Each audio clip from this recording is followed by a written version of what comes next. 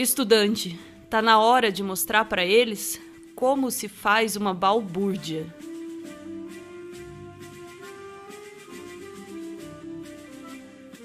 No Brasil ideal, toda a sociedade se mobilizaria imediatamente para defender a universidade pública. Só que no Brasil real, tudo começa com você, com o seu esforço, com a sua coragem. No passado, outros estudantes de outras gerações também precisaram lutar pela existência da universidade pública. Se elas ainda estão por aí e se ainda se dedicam ao ensino, à pesquisa e à extensão, é graças ao empenho daqueles que vieram antes de você. Pode acreditar, eles também lutaram. Talvez tenha sido uma luta um pouco mais branda que essa que você tem pela frente. Verdade seja dita, o seu desafio é maior. Nos anos 90, até houve uma tentativa de sucatear as universidades, mas era um sucateamento meio envergonhado. Dessa vez não. Eles arrancam os escassos recursos que as universidades ainda têm e se orgulham disso. Eles usam os cortes como se fosse propaganda positiva. É aqui que vem a constatação mais aterradora a respeito de toda essa situação. As universidades enfrentam agora uma ameaça existencial. É assim porque nós estamos diante de um governo que embasa suas políticas públicas em teorias conspiratórias. O presidente diz que as universidades públicas não fazem pesquisa. Só que os dados do governo mostram que entre as 20 universidades com mais pesquisas publicadas, 15 são federais, 5 são estaduais e todas são públicas. E nas universidades, né?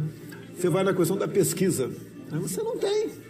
Poucas universidades têm pesquisa, e dessas poucas, a grande parte está na iniciativa privada, como a Mackenzie em São Paulo. Essa declaração não se embasa nos dados, ela se embasa em teorias conspiratórias, coisa como o marxismo cultural e o establishment acadêmico comunista. Coisas que não saem da boca do ministro da Educação. E é disso que a gente tem que lembrar. Eles combatem a universidade com base nisso aqui. O establishment acadêmico brasileiro é 100% uma farsa grotesca. Milhares de semi-analfabetos se fazendo de intelectuais. É nisso que o ministro da Educação acredita. E ele vai além. Nessa palestra, ao lado do irmão Arthur, ele garante que as universidades estão cheias de professores comunistas. Esses professores fariam parte de um plano de dominação mundial. E o Brasil seria a única pedra no sapato desses comunistas ardilosos. O nosso país estaria destinado a salvar o mundo do governo comunista global. O Brasil é a salvação do mundo. Assim, a gente teve uma onda evangélica. Eu sou evangélico. Teve uma onda evangélica e você teve os Olavetes. Juntou monarquistas e tal. E o Brasil conservador cristão conseguiu dar o primeiro sopro de contra-revolução contra esses comunistas. O comunismo é um vírus, cara. O ministro, nessa palestra, mostra que comprou o pacote completo das teorias conspiratórias de Olavo de Carvalho. Ele acredita na tese de que o mundo está dividido em 3 blocos, ele acredita que o governo comunista global está a caminho, ajudado por uma entidade secreta chamada O Consórcio, e também prestes a nos impor a chamada Religião Biônica Mundial. Tem toda a documentação do projeto de implantação de uma religião biônica mundial. Esse projeto está em plena fase de implementação. E toda essa gente, Dilma Rousseff, Gilberto Carvalho, está tudo trabalhando para isso. Não se iludam. E se o ministro acredita em tudo isso, então ele também acredita no tal do marxismo cultural.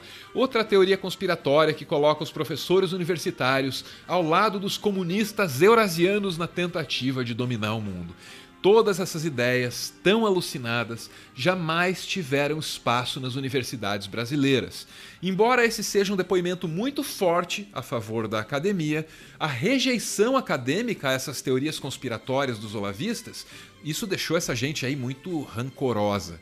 Eles querem vingança contra a universidade, contra aquela universidade que não tratou as alucinações deles como ciência, como realidade. E eles querem essa vingança para ontem.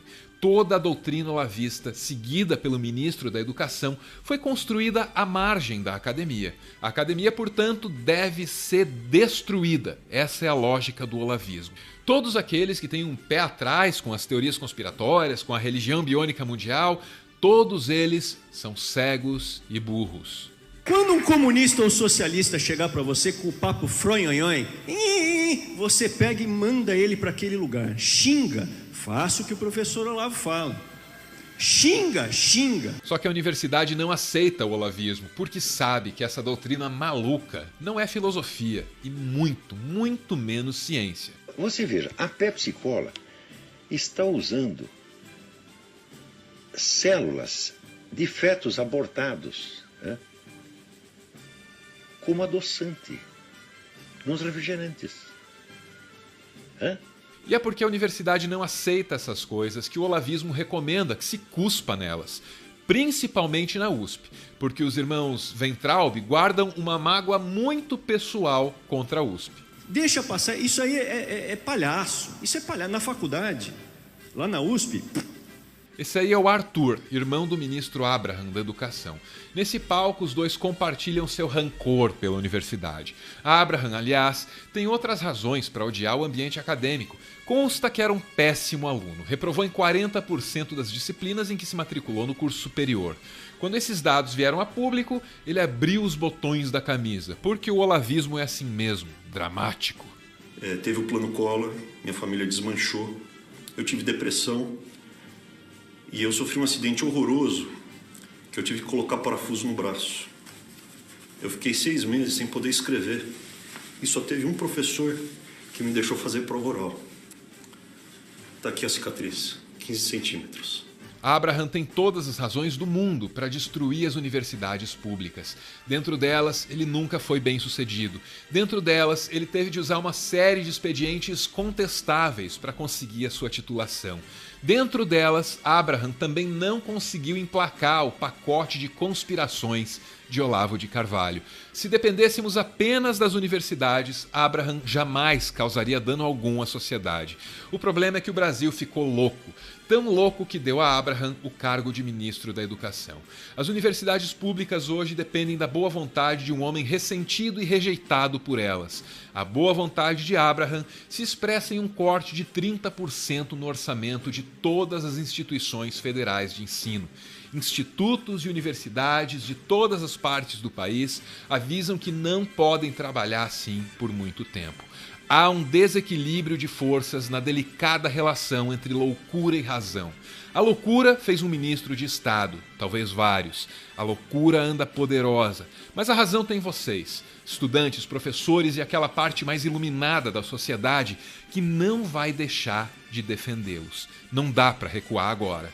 Se você faz uma graduação numa universidade pública, você tem a obrigação de protegê-la. Porque lá no futuro existem gerações inteiras, dependendo do seu esforço e do seu ativismo. Se você leciona numa universidade pública, o que está em jogo aqui é muito mais do que o emprego ou as condições de trabalho. É a razão. E toda a razão. Inclusive a razão de viver, porque eu sei que você ama o que você faz. E se você acha que não tem nada a ver com universidade pública alguma, você está muito enganado. Certamente a pesquisa e a extensão beneficiam você, ainda que indiretamente. Essa luta também é sua. Seguir a razão e lutar em nome dela é apenas razoável.